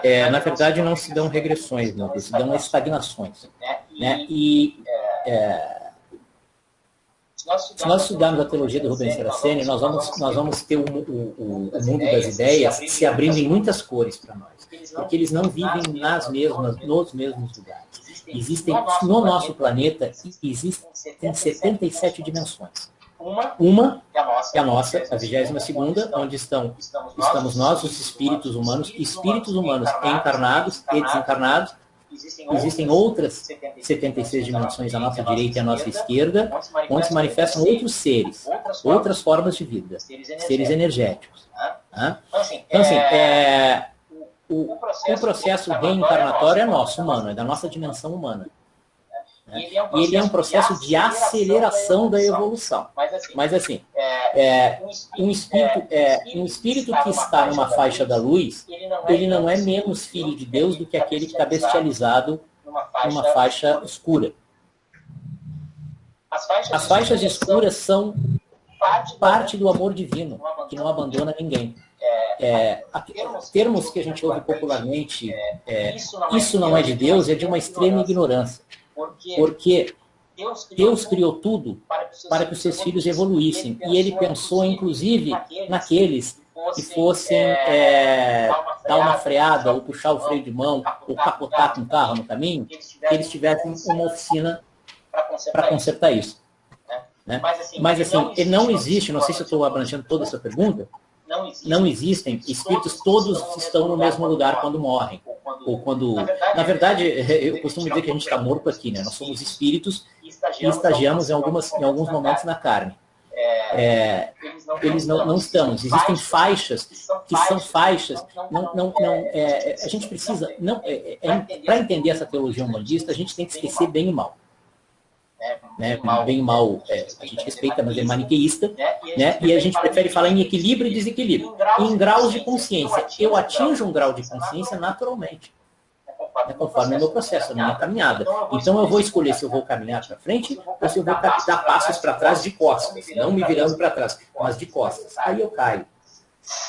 Ainda assim, o que tem lá para me amparar é divino, vem de Deus. Porque vamos combinar uma coisa bem básica, todos nós aqui que cremos em Deus, será viável pensar em alguma realidade que seja anti-Deus? Não existe. Não existe, não tem como. Eu não consigo, na minha limitação humana, entender que haja algo que desafie Deus. Porque Deus, para nós, abrange o todo. E está pensando em tudo e todos. Então a gente precisa, irmão, entender os graus de consciência. Mas e se ele recai, ele evolui? Não, fica guardado. Aquilo fica apagado. Em algum momento você vai consertar aquela fiação toda e aquilo vai reacender lá na frente na caminhada. Porque o fim é o mesmo. Pode levar 10 anos, não. Pode levar 10 milhões de anos ou 10 trilhões de anos, mas todos vão chegar ao fim, que é manifestar Deus naturalmente. Manifestar a sua divindade naturalmente. Todo espírito vai chegar a esse ponto e já nem será mais espírito, será pura luz. Mais alguma pergunta, pessoal? Então, nesse caso, não haveria livre-arbítrio, então, porque todos já estão predestinados ao fim. Livre-arbítrio, eu costumo dizer que o livre-arbítrio é assim, eu estou aqui dentro de uma casa de 3 andares, aqui na Zona Norte do Rio de Janeiro, eu tenho livre-arbítrio aqui dentro. Né? Mas onde é que está o livre-arbítrio? Deus poderia chegar e impor assim, irmão Pio, você vai fazer isso e é isso. Pronto. Ele te dá os caminhos, as opções. Você, com o livre-arbítrio, você, pela sua própria caminhada, sua própria experiência, você vai cair, vai machucar o joelho, vai dar com a testa no chão, vai sorrir, vai chorar e vai concluir, não, aquele é o melhor caminho. Então, o livre-arbítrio está nesse campo. Bem, André, vamos caminhando para o encerramento. Eu vou pedir algumas respostas agora mais breves para tentar contemplar todos, não que você não esteja sendo conciso, enfim, mas devido ao tardar do horário, né? Mas o Dieter Hein pergunta se a Umbanda tem algo parecido ao inferno, um tipo de condenação. E logo depois, não é. O Paulo gostaria de formular uma pergunta. Então vamos lá. Existem as trevas conscienciais, né? Existe a luz da sabedoria e as trevas da ignorância humana. Elas são mentais, conscienciais, mas elas não são de condenação. É a minha consciência que me leva para o alto ou para o embaixo. Isso faz parte da caminhada. Não sei se eu fui claro. Professor, me permite uma pergunta no final agora? O Paulo Rogério se inscreveu, então logo ele faça. Por favor. Otávio, pode fazer. Eu já... Fica à vontade, professor. Fica à vontade, professor. Ok. André, o que você falou da Umbanda de modo geral, ela também dialoga com vários desenvolvimentos religiosos históricos. Muito. E tem muitos pontos de contato com a filosofia. Desde também tem psicose platônica, a vertente mística do renascentismo, imanentismo, por exemplo, religioso do renascentismo místico. A gente tem todas as filosofias espiritualistas do século XIX, principalmente do século XIX em diante com os franceses. Então tem vários pontos de contato e eu me atenho a um que é, na verdade, a da fenomenologia da religião, principalmente com os alunos ali do Husserl, um deles, o Rudolf Otto, que inclusive escreveu um livro, O Sagrado. E o sagrado para o Rudolf Otto seria aquela dimensão que ela não, ao mesmo tempo que está presente nas mais variadas vertentes religiosas, não se identifica apenas com uma. Digamos assim, seria o campo metafísico da religião, se assim a gente pode dizer. A maneira como o fenômeno religioso é percebido pelo ser humano. E falando em fenômeno religioso, para além das vertentes religiosas e de qualquer outra forma de profissão religiosa, eu queria que você falasse o que a Umbanda ela nos fornece de pontos de contato com outras formas de religiosidade ou até com aquele público que não tem religiosidade nenhuma. Qual o ponto de contato e qual o ponto de convergência a Umbanda oferece no sentido de ser vou colocar como testemunho, ou como sinal, ou como forma de convergência e até mesmo de tolerância numa sociedade tão marcada pela falta de compromisso com as diferenças. Então, quais são os pontos de contato que extrapolam a profissão religiosa umbandista, mas que talvez por esse lado do fenômeno religioso, talvez ela possa alcançar outras formas, se existe, como que vocês compreendem tudo isso? Então, vamos lá. Ponto de contato com outras manifestações religiosas, eu acho que o início da fala, quando eu destaquei muito ali a questão da como religião brasileira, né, em detrimento de ser definida apenas como afro-brasileira, como africana, ali já traz, né, a religiosidade, você traz o sincretismo dos orixás com santos cristãos, né? Você traz herda do espiritismo essa questão da reencarnação, né, da manifestação dos espíritos, os orixás africanos. Então você tem aí um ponto de convergência, né, um ponto de caridade, né, como talvez o primeiro mandamento, se é que dá para dizer assim da Umbanda, quando o caboclo das 7 encruzilhadas se manifestou e falou que a Umbanda era a prática do espírito da caridade. O espiritismo já fala há muito tempo da caridade, e o catolicismo fala da caridade há quanto tempo, né? Há quanto tempo. Então, assim, são, assim, pensando rapidamente, pequenos pontos de convergência. Uma linguagem não religiosa, eu acho que eu dediquei até o final da minha fala aqui a essa obra do Rubens Saraceni, né? Aqui, ó, as 7 linhas de evolução e ascensão do espírito humano, exatamente porque ela não é religiosa, ela é metafísica e de antropologia filosófica. Quando ela analisa o humanismo, a fé, o conhecimento, o amor, a lei, a forma e a vida como linhas de evolução e ascensão do espírito humano, e só quem lê o livro, é um livro de 102 páginas, um livro fino, vai ver que em momento, ele fala em Deus, mas ele não cita religião em momento algum. Ele fala de uma forma, eu diria, porque é complicado falar, porque ele não tinha formação filosófica, mas como um pensador. Quando ele coloca 6 silogismos para definir a relação homem, natureza e Deus, homem, Deus e natureza. Eu acho que esse ponto é um ponto que foi bem abordado por ele e que a gente vem tentando fazer, né, aproveitando que a gente está no final, lá é www.caminhosdaevolução.org. Alguns textos que a gente já fez fazendo esse link da teologia umbandista com a filosofia. Tem muito de filosofia. Então, assim, é complicado eu falar aqui em poucos minutos, mas muitas das obras da teologia umbandista do Rubens Saraceni trazem uma definição filosófica dentro da teologia, né? Ou com uma pegada filosófica, se é que dá para entender. Né? Então, esse ponto de convergência, se você quer encontrar um ponto de convergência na Umbanda com o não religioso, você vai para Rubens Saraceni. E se você quer encontrar com outras religiões, algumas das coisas que a gente falou aqui, a própria manifestação da Umbanda nesses 100 anos, anterior a Rubens Saraceni, que é do fim dos anos 90, ele começa a mostrar o seu trabalho, a manifestação da Umbanda nos terreiros, ela traz esse sincretismo, porque você ajoelha à frente de uma imagem de Jesus e bate cabeça para o Pai Oxalá. Você ajoelha a imagem de São Jorge e bate cabeça para o Pai Ogum. Né? Da mesma forma que você vai falar da reencarnação, como fala o Espiritismo. André.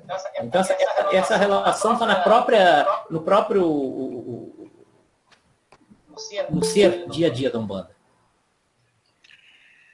Bem, André, vamos para a última pergunta. O João Vitor, né, Reis do Nascimento. Por favor, João. Boa noite, professor. Boa noite. Boa noite. Só para falar que o Otávio também queria falar, então só abre só mais uma fala do Otávio, que na verdade eu acabei tirando o espaço dele, além dessa Não, pode seguir o próximo, o Júnior aí, e aí depois a gente fecha com o Otávio, se possível. Se for possível, sim. Tudo bem. Bom, boa noite a todos, boa noite, professores, né? Eu me chamo Vitor Nascimento, aqui lá em Freitas, Bahia, sou sacerdote de Umbanda da Tenda Escola Xós Caçador. E eu tenho uma dúvida, e eu gostaria um questionamento, uma reflexão, gostaria de passar para o André e para todos nós que estamos aqui.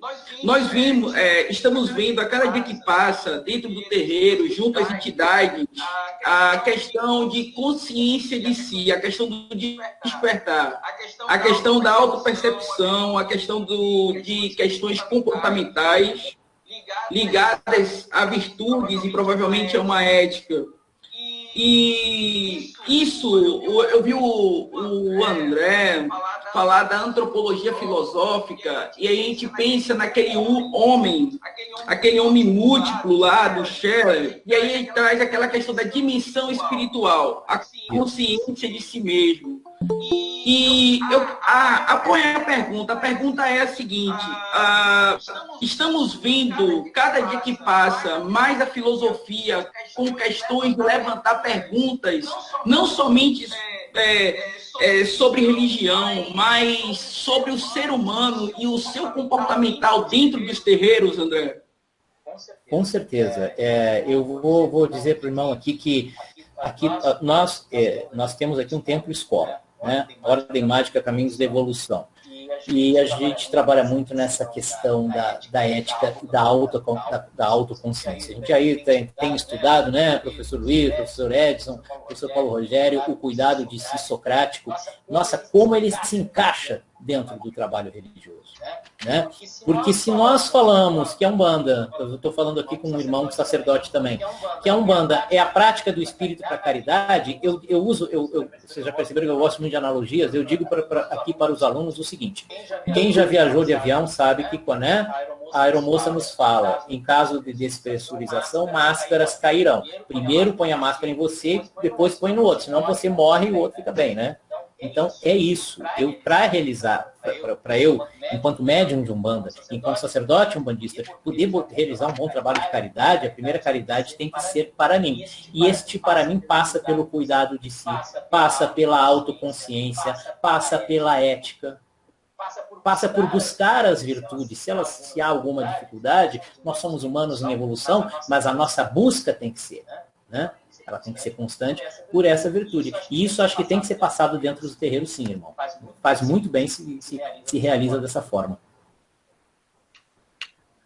André, me permite uma pergunta. Eu vou retornar ao início da sua palestra, extremamente interessante, muito rica.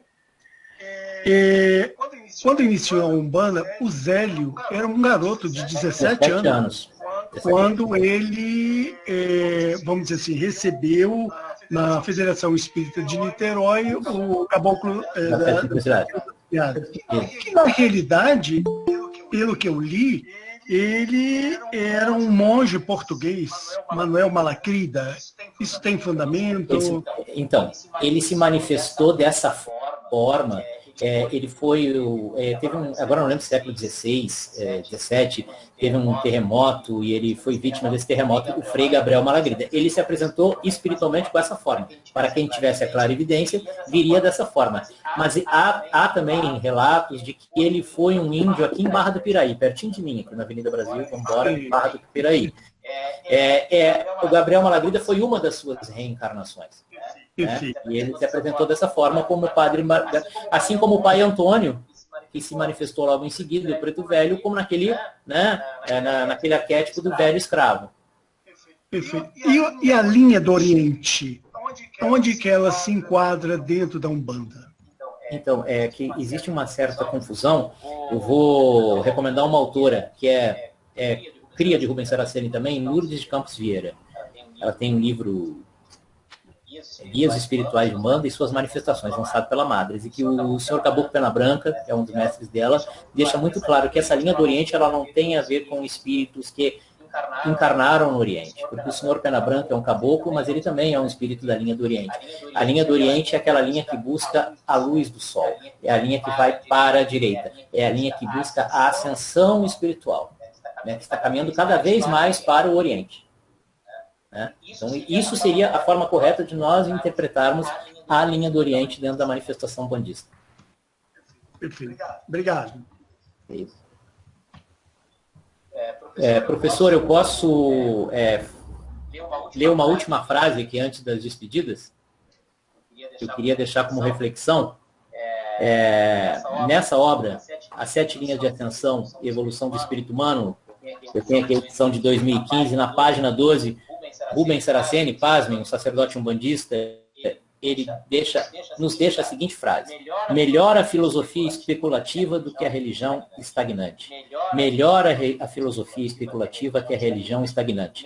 Melhor a filosofia especulativa que a religião estagnante. Muito obrigado pela oportunidade. Nós que agradecemos, André. A sua fala nos ajudou a perceber outras formas de conceber a realidade e, em especial, a relação que podemos manter com o sagrado. Muito obrigado. Os debates foram muito produtivos, esperamos vê-lo novamente em breve. Agradeço a presença dos demais participantes que abrilhantaram o encontro e que professam a mesma fé que a sua.